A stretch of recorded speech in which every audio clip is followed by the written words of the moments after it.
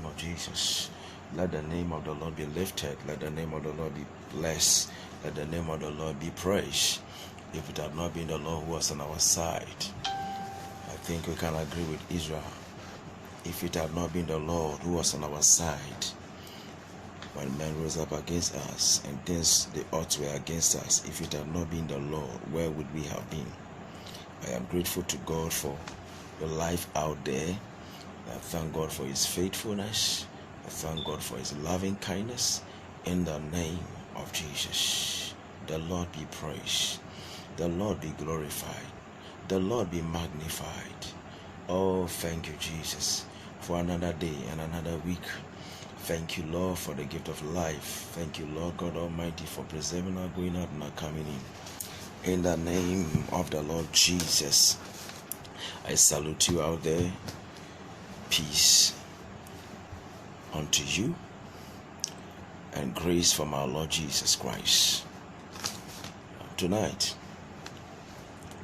I would like to speak with you on what I've titled Conducting Yourself Well in relation to the Word of God, or Conducting Yourself Well with the Word of God. The Bible says in Psalm 68 verse 11, the Lord gave His word, and great is the company of them that published it. When God gives His word, we are expected to carry the word. We are expected to run with the word. We are expected to carry the word, get ourselves impregnated with the word of God, run with the word of God to the finish line. It says, great was the company of them that published it. That was the old days. I don't know what is happening today, but somehow I have an idea. If you look at our advanced technology, the way things have gone, and we have so many sophistications of technology. You can talk about the airspace, talk about the rockets, the spaceships, and the airplanes, very sophisticated, helicopters, down to the sea. We have the ocean liners and the submarines and launch and so on and so forth. All these powerful inventions have taken place. And you talk about the phones, the least the better, with all the facilities, the Facebook, the WhatsApp, the Instagram, Twitter, and what have you, all on the phone. You can have it on the phone. So many wonderful things happening on the phone. But what is the attitude of people today towards the Word of God?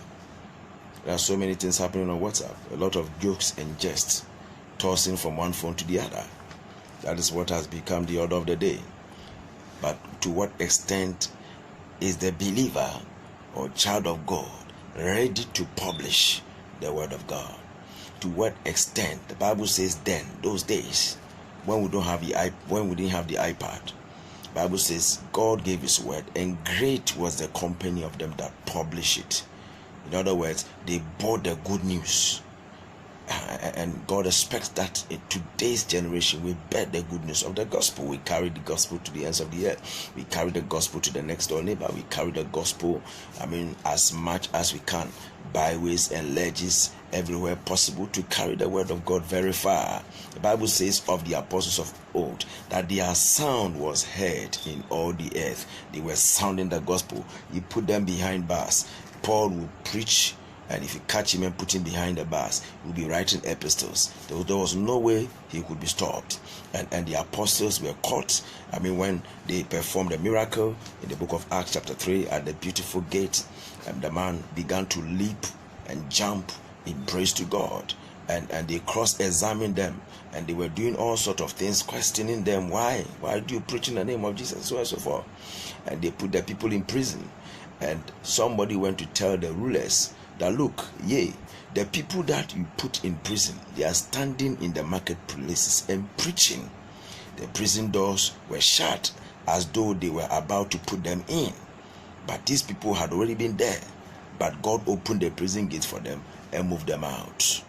God wants His word to go as far as it can, because the Bible says the word of God is not bound. Now, what is the word of God? There are three aspects of the word of God. We have the Logos, the living word, Jesus Christ, is the living word. In 1 John 5:7, the Bible says, there are three that bear record in heaven: the Father, the Word, and the Holy Ghost. So if you look at it critically, you will know that the Word refers to Jesus, because in John 1:14 the Bible says, and the Word became flesh and dwelt among us, and we beheld his glory, the glory as of the only begotten of the Father, the only begotten Son, full of grace and truth. And that is Jesus. So many words had been spoken about the coming of Jesus. So many words had been spoken about the birth and life of Jesus. About 400 prophecies had been released. And yet between Malachi and Matthew were 400 years of silence. But because God has spoken enough and more than enough, the Bible says the Word became flesh and dwelt among us. Maybe you are out there, you said 1, 2, 3 things to God and you haven't seen an answer yet. You have to keep speaking, because the more you keep speaking, you are drawing an outline, and when that outline is complete, God will put a picture in that outline for you. You have probably not spoken enough. You have to keep speaking and learn from scripture. God spoke several words before Jesus Christ came on the scene. And so, beloved, God wants us to understand the first aspect. In fact, this is the one who watches over God's spoken word to make sure it is accomplished. This is the living word, Jesus Christ, the Son of the living God.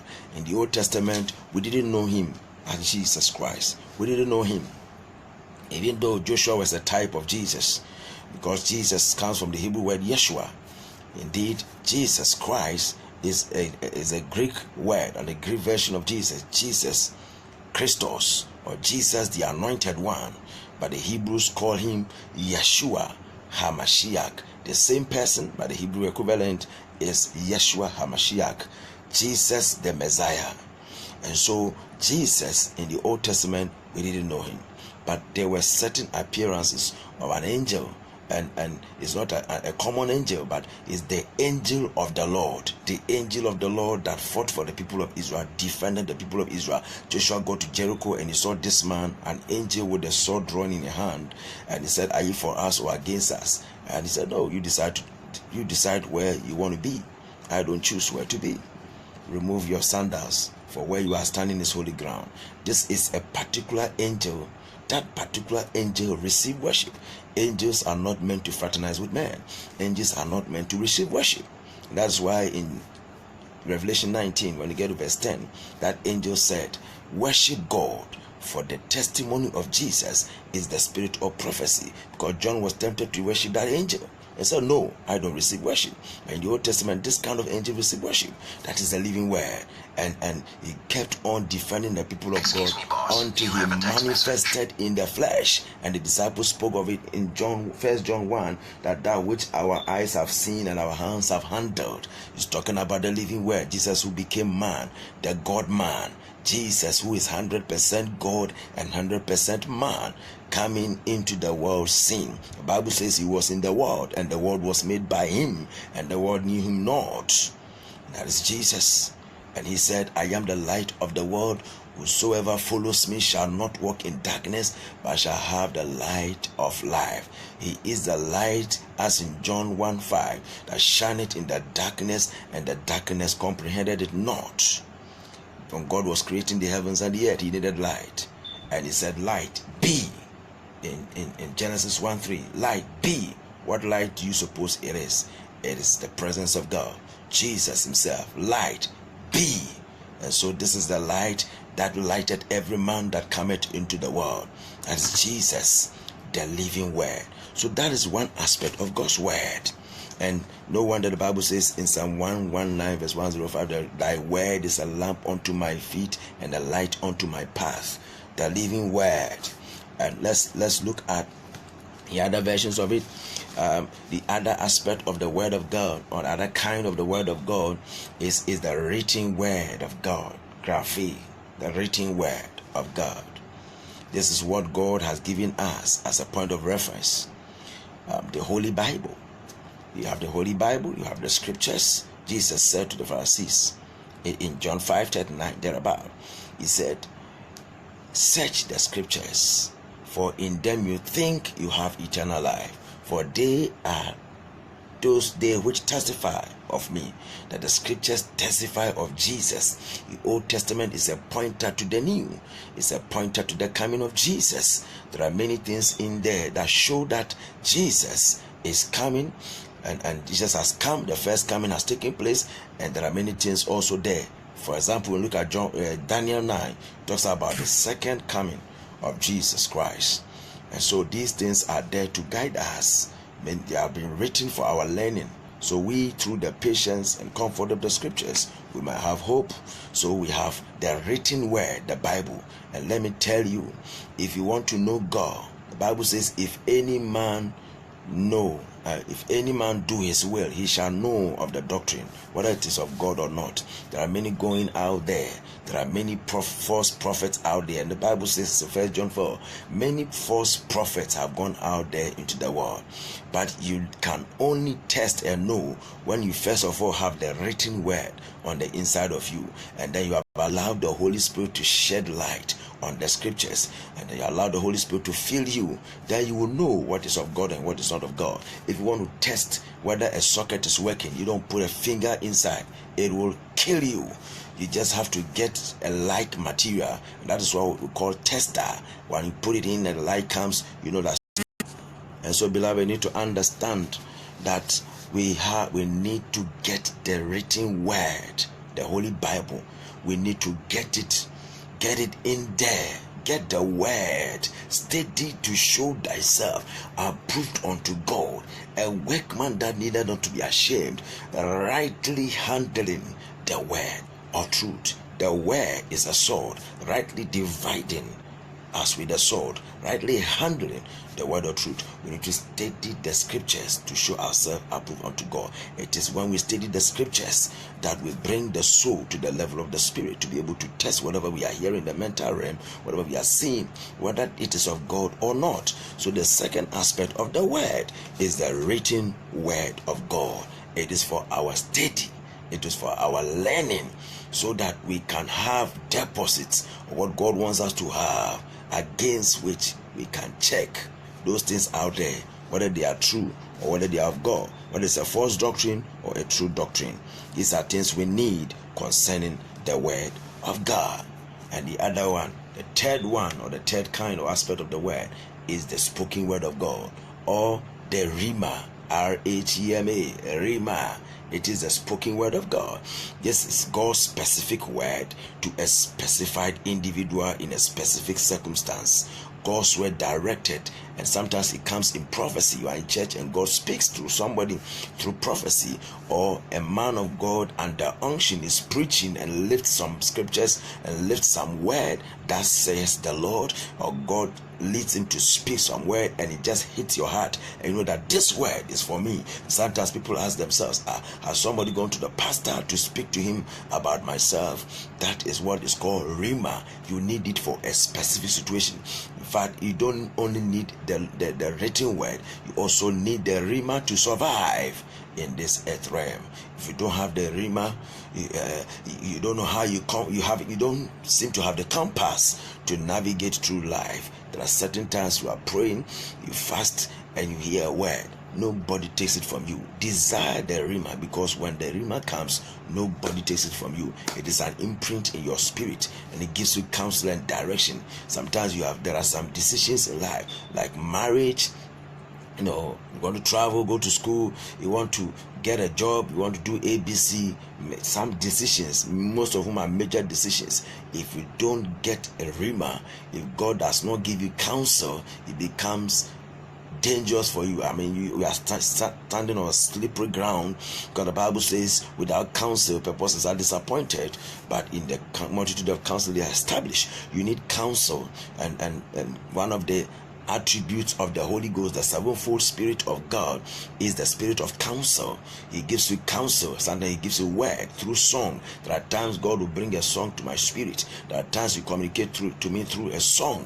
I get it and I said, this is it. God, I feel encouraged. Thank you so much. There are times the word of the Lord will come, And this one, we all need it. And that is why you have to know God for yourself. Know what the Bible makes us understand in 2 Corinthians 13, when you go to verse 14, saying, the grace of our Lord Jesus Christ, the love of God, and the communion or the fellowship, which is the Greek word koinonia, of the Holy Ghost, be with you forevermore.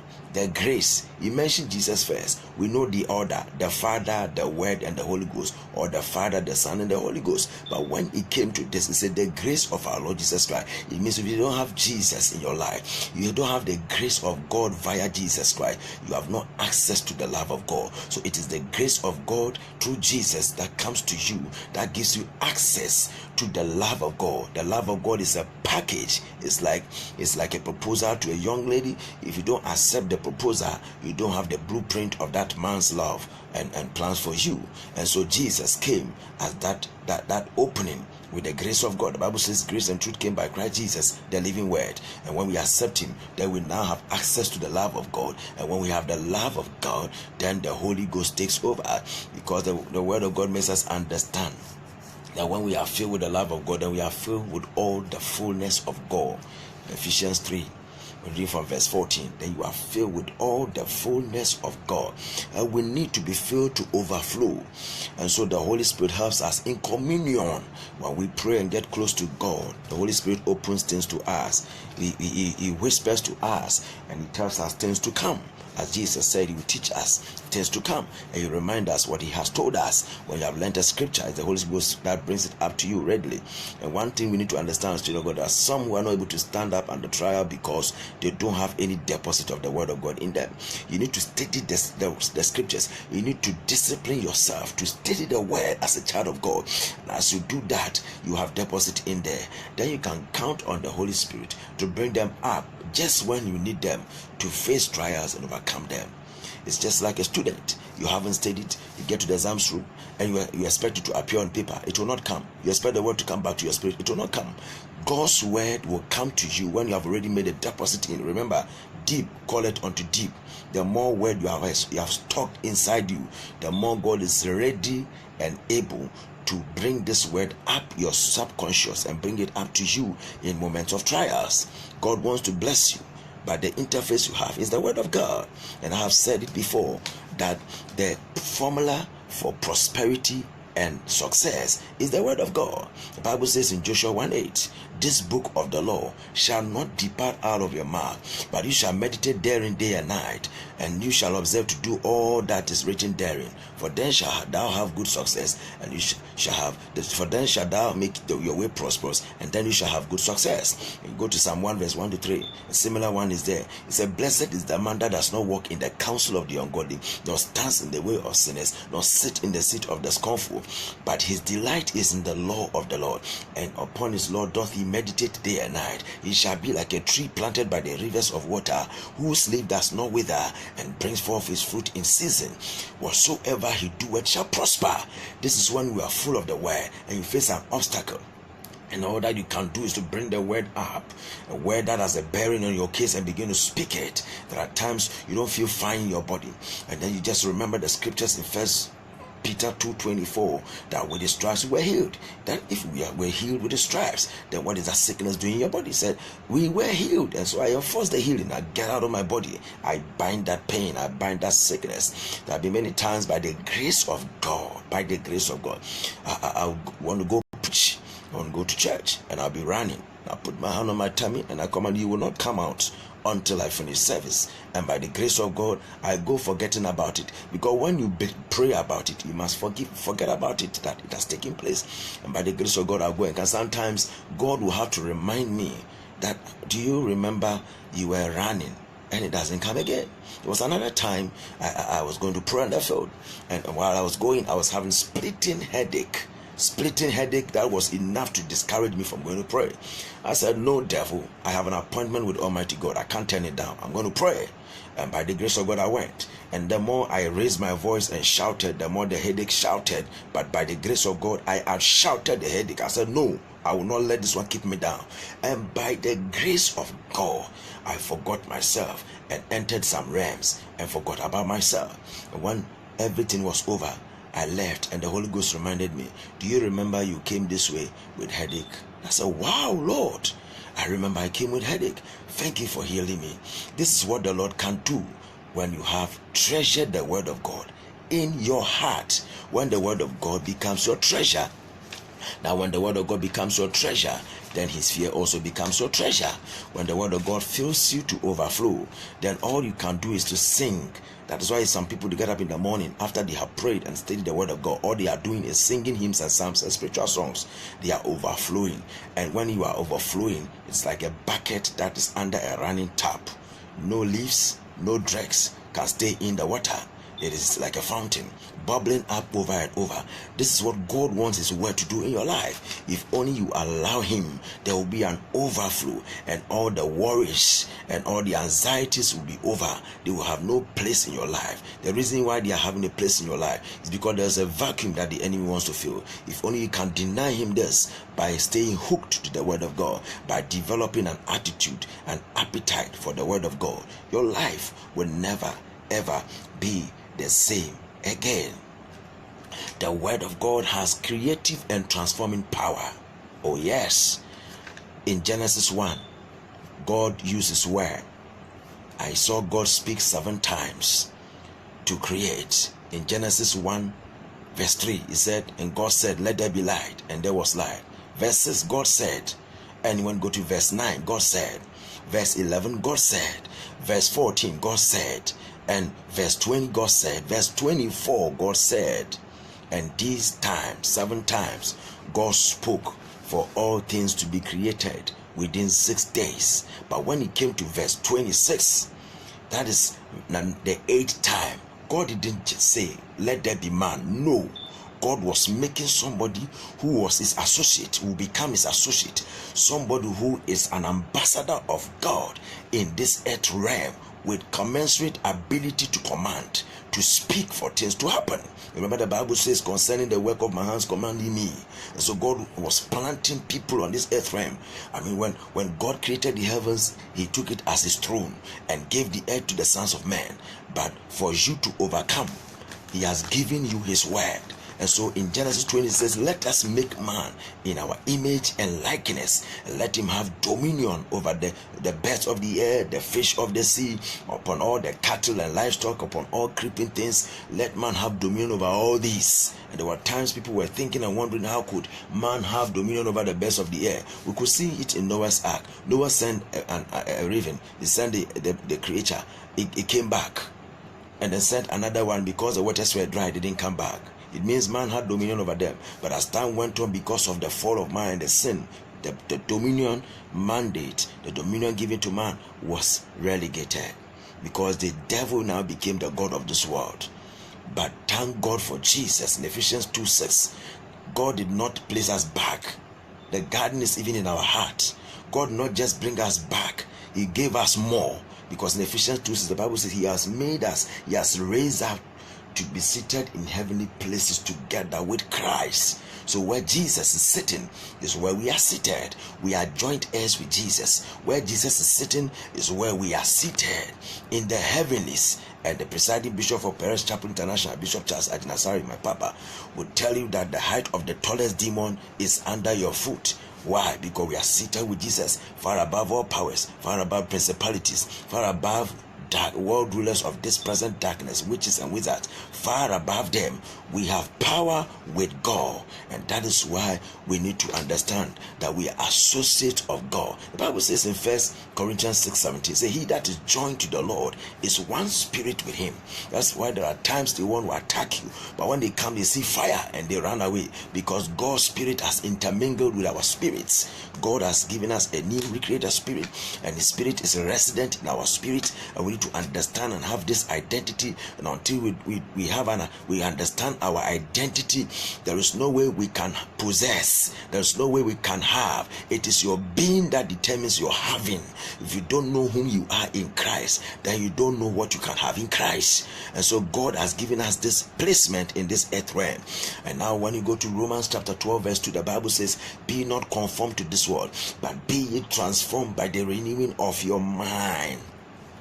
The renewing of your mind is in present continuous tense. Some people read their Bibles once a while. Some people study the scriptures once in a week. Or some even at worst will open it only when they go to church and pastor is having a Bible study or Sunday service. Open your Bibles and let us read before they open the Bible. When you do that, you are doing yourself a great disservice. You must exert yourself on the word. Personally know God for yourself through the scriptures. Search the scriptures, because when you search the scriptures, you see pictures of your future, pictures of your destiny. That is where you see it. When you see it, you meditate upon it, and then you speak under your breath, and now you speak the scripture to yourself. You speak to yourself. The Bible says in Psalm 82 verse 6 that to whom the word of the Lord came, he called them gods. And so you are a god. When you are looking, God is looking for gods. It's not going to lesser gods. No. These lesser gods are idols, work of men's hands. But you are the true God. You are a God, a true representative of God in this earth realm. If so be that you are giving your life to Jesus and the Holy Spirit is resident in you, you are a live wire of God. You are a God. And so that is what God wants us to do. And so we have to meditate on the scriptures. It says, be ye transformed. It's like the winding of a transformer, recording over the old man, recording over your soul. In those days, if we didn't like the cassette, we don't use hammer to destroy it. We put it on one side of two compartments of a tape recorder, and then we record the song or the preaching or whatever we want on it. That is what God is telling us, that the old man is there. He doesn't want to respond to new truths, but just go ahead and record over that old man. Studying the word of God will change your mind, will renew your mind, and will make you think like Christ. The Bible says in 1 Corinthians 2:16, we have the mind of Christ, but it doesn't just come out of the vacuum. It doesn't just come out of caprice. You must understand that you have to study and assume that posture through the study of the word of God. And as you allow the word of God to transform you by the renewing of your mind, the Bible said that you may be able to approve, be able to test what is that good and perfect will of God. You can't know the will of God really if you don't have the word of God in your life, because the word of God is the will of God. The word of God, the Bible says in Hebrews, it says, I have come, speaking of Jesus, according to the volume of the book you have written concerning me, to do thy will, O God. So how can he do it? The volume of the book. How can you do the will of God? The word of God, the Holy Bible. How can you know what God likes and what he does not like? He has shown us the way, the Holy Scriptures. God wants you to get into his word, and then we'll be able to bring the spirit, the soul, to the level of the spirit. When you became born again in your spirit. The Bible says, however, that unto us who are being saved, the gospel is the power of God. It's talking about your soul. Your spirit was already saved, but now your soul has to be saved. There are people whose souls are hanging. Their spirit is saved, but their souls look like kwashiorkor. They are suffering from kwashiorkor. Their souls are famished. They are not feeding on the word of God. God wants you to feed on his word so you can come to the level of the spirit. It's like an equation. We have the spirit and the body on one side and the soul on the other side. And John said in 3 John 2, he said, I wish above all things that thou mayest prosper and be in health, even as thy soul prospers. I wish above all things, I pray above everything, that thou mayest prosper, you spirit, prosper and be in health. Be in health, body, two of them, spirit and body, one side of the equation. And say, even as. So he introduced an equal sign there. Even as thy soul prospers. So it is contingent on the prosperity of your soul. If you don't allow your soul to prosper through your word, then your body will lack it. And that's why some people are sick in the body. But if they have the word of God inside of them richly, then there will be no sickness in the body. They can control the body's condition through the word of their mouth. They can keep speaking, and they can, with the mindset alone, they can let every sickness and every ailment flee from their body, because they are prospering in their spirit and they have not left behind the prosperity of the soul. Your soul must prosper. As for the body, the Bible makes us understand when Jesus comes in Philippians 3:20, he shall change our vile body to be fashioned like unto his glorious body. Until then, you have to work on your soul, because your soul have to carry your body along. Hallelujah.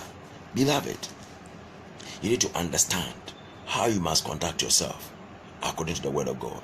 I have said it in passing, but listen to me, child of God. If you must understand how to conduct yourself, it says that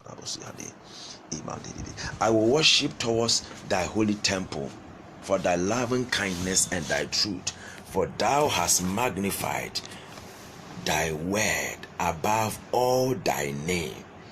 If you don't understand that the word of God is higher than the name of God, you may be lacking. God has many names. God has many names. God has many names. God has many names. God has many names. But you know something? One of the names of God is Jesus Christ. And some people don't understand why Jesus should be God. In Ephesians 3:9, you see that God created all things by Christ Jesus.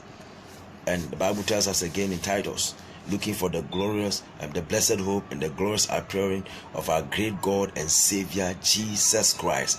Great God and Savior Jesus Christ. Jesus Christ is God. Jesus Christ is the living word, one of the three that bears record in heaven. And God wants us to understand that Jesus' name is very powerful. And the Bible says at the mention of his name, God himself exalted this name. At the mention of the name of Jesus, every knee shall bow. Every knee shall bow. But the truth of the matter is that the name of Jesus only works for those who have the word of God inside them. The Bible makes us understand in Acts chapter 19, there were some 7 sons of Sceva who saw Paul cast out devils. And they said, we also try.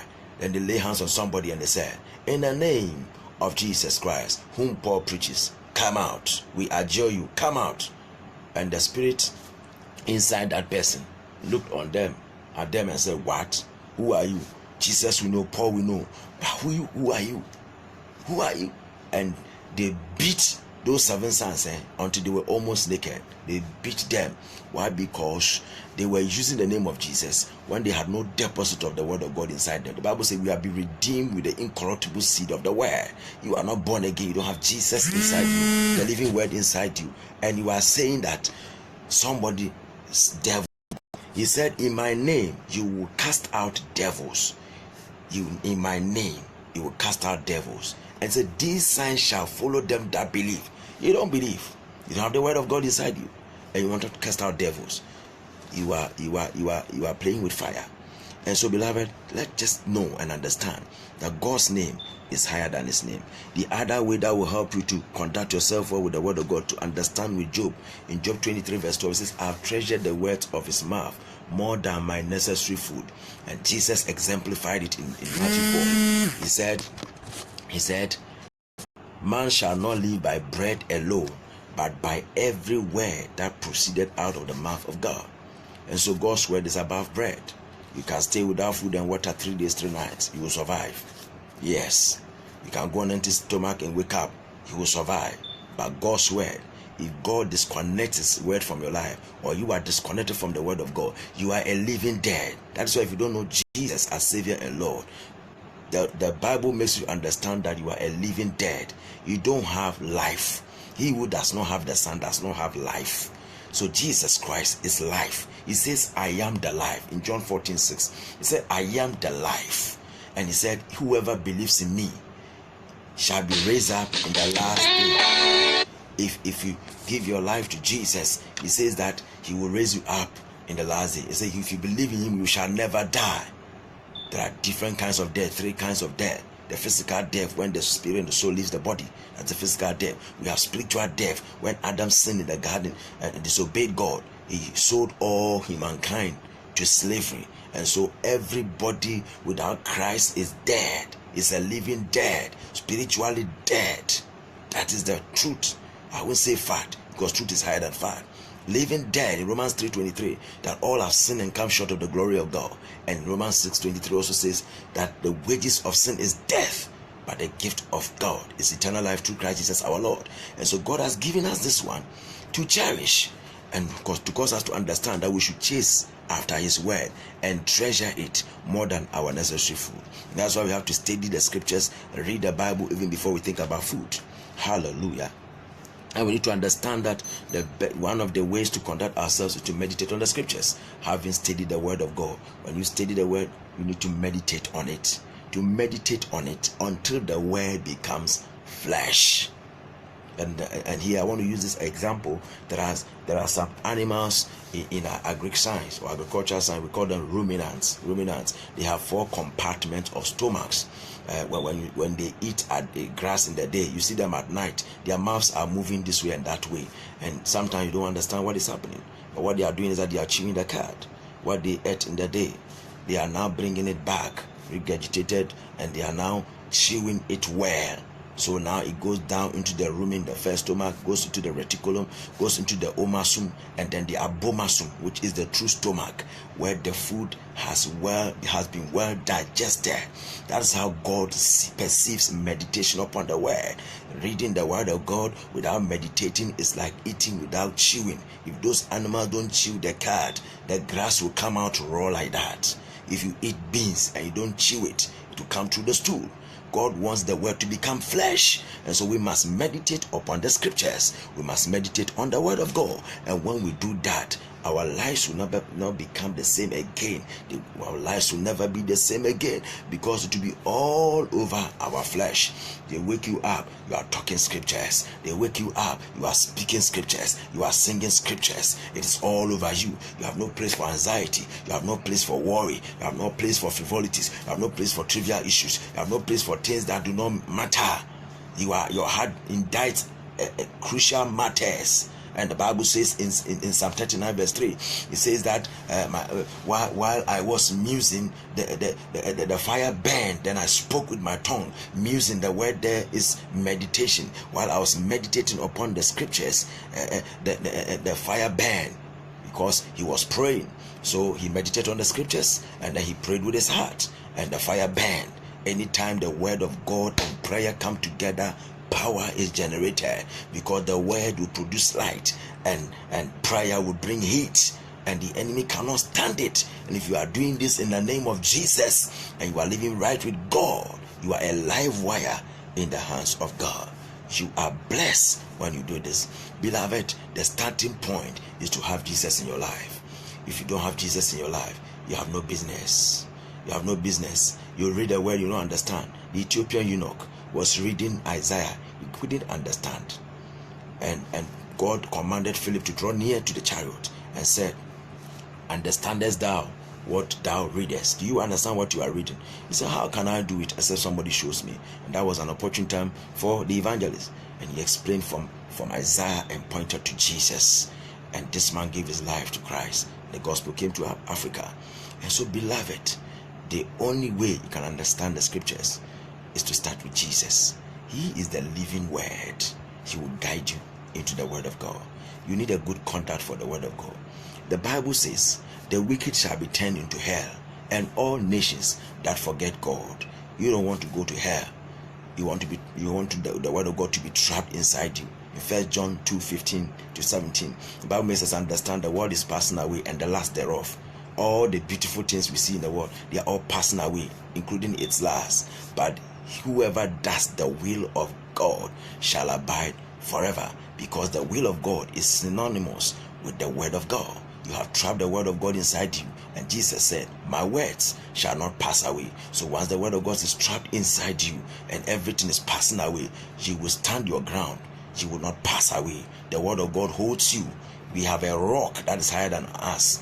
We have an anchor that holds the soul. Jesus, the living word. He is inviting you to give your life to him. If you don't have Jesus in your life, I commend Jesus unto you. I commend you to God and to the word of his grace, which is able to build you up and give you inheritance among many brethren. I want to pray with you if you don't have Jesus in your life. You want to be forgiven of all your sins. You want to be forgiven of all your sins. And the Bible says in Hebrews chapter 4 verse 12, says the word of God is living and active, sharper than any two-edged sword, cutting to the dividing asunder of soul and spirit, joints and marrow. It's a discerner of the thoughts and intents of the heart. God's word brings judgment and conviction, makes you know whether you are standing right with God or not. And this moment, if you know, if Jesus comes today, you have no place to stand. You want to give your life to Jesus. He is coming as quickly as he wants to come. He has given us another day as a chance, an opportunity to make amends with him before he comes, because the moment he comes, the judgment is set. And so, beloved, I want to pray with you. If you don't have Jesus in your life, just pray this prayer with me. Say, Lord Jesus, forgive me for all my sins. Forgive me for the original sin and every sin I have committed in addition. Forgive me. This day, I confess that you are Savior and Lord. I know I have sinned against you. Forgive me for all my sins. Cleanse me with your precious blood and make me a living testimony to those who know me. I invite you this day into my life as my Savior and Lord. Thank you, Lord Jesus, for hearing me. In your name I pray with thanksgiving. Amen. Very simple prayer, but powerful. Very simple, but powerful. Jesus loves you. Welcome to the family of God. If you have prayed this prayer, walk with Jesus. Colossians 2:6. As you have therefore received Christ, so walk in him. Keep walking in him. Walk in the Lord. When you walk in the Lord, you are walking in love. And when you walk in him, you will arrive at your destination. God cannot have an accident. If you are working with God, you will arrive at the destiny point that God wants to take you. Be serious with the word. Be studious with the word. And God's word will take sin out of your life. I wrote in my first Bible, this book will keep you from sin, or sin will keep you from this book. You need the word of God. They are inversely related. You cannot have them at the same wavelength. No, you need the word of God in your life, and that will be a fountain that will drive away sin and its associates out of your life. God bless you for watching. Keep on keeping on in the faith. Very soon, he that is to come will come, and he will not tarry. But if you have trapped the word of God inside you and you are walking with Jesus the way he wants you to walk with him, your life will never be the same again. And when he comes, you will with confidence meet him. The Bible says, if our heart condemns us, then God is greater than our hearts and knows all things. It means something is wrong there. But if our heart does not condemn us, then we have confidence towards God. May God generate that confidence in you because you have the word of God residing in you. May you grow in grace and in the knowledge of the Lord Jesus Christ. Stay blessed and lifted.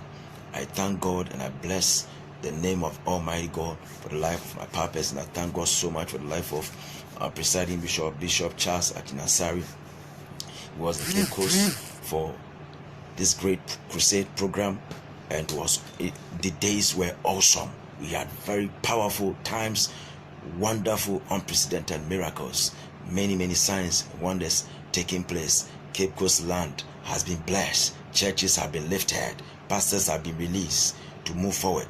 A lot of things have been done to the glory of God on the land, and we are about to reap the fruits. The Lord bless you. The Lord bless Cape Coast. The Lord bless Ghana. And the Lord bless the presiding bishop and Rabbi Schneider and their team. God bless them a great deal and increase the anointing, because the Bible makes us understand there's more blessing in giving than receiving. The more you give, the more you receive. The more the water empties its rivers in the estuary, the more waters come from the top in there.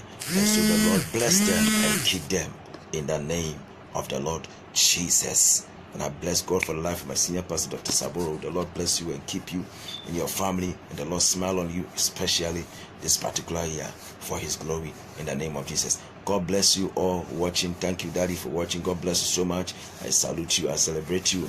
And I bless God for the life of Reverend Manu Atunyaku. God bless you so much. Thank you so much, and enjoy the week. The Lord bless you all for watching. Stay blessed and lifted. Shalom. Amen.